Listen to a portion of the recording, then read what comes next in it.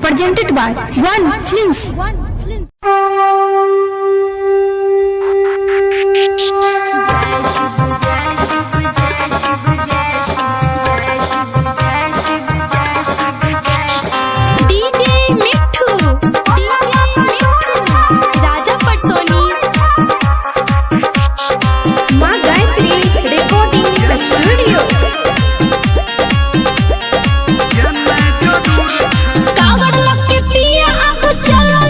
धीरे धीरे चलू टांग हमारो दुखाइया हमारो तो धनी सुनु कंठ सुखाइया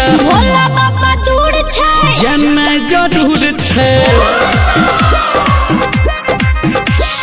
शिवलिंग पे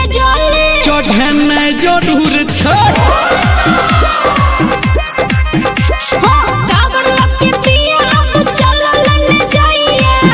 धीरे चलू टांग हमारो दुखाइया भोला बाबा दूर छै जाना जरूर छे शिवलिंग पे चढ़ना जरूर छे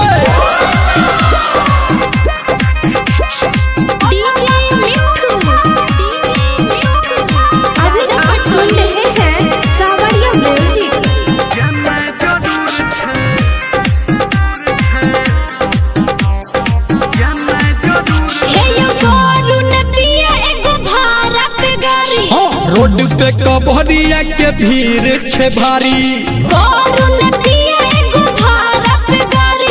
रोड पे कबरिया के भीड़ छे भारी भोला बाबा दूर छै जाना जरूर छे शिवलिंग पे चढ़ना जरूर छे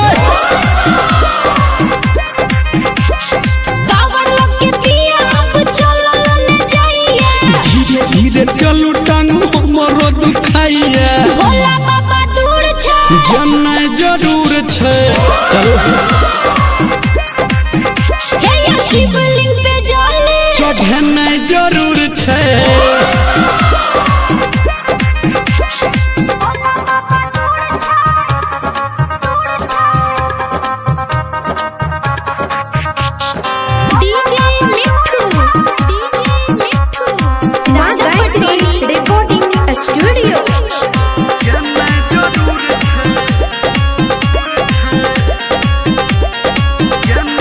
भोला बाबा देखते कोन पिया जी फल दुन्नु परहनी जब चढ़े पइए जल भोला बाबा देखते कोन पिया जी फल दुन्नु परहनी जब चढ़े पइए जल भोला बाबा दूर छै जाना जरूर छे चलो शिवलिंग पे चढ़ना जरूर छे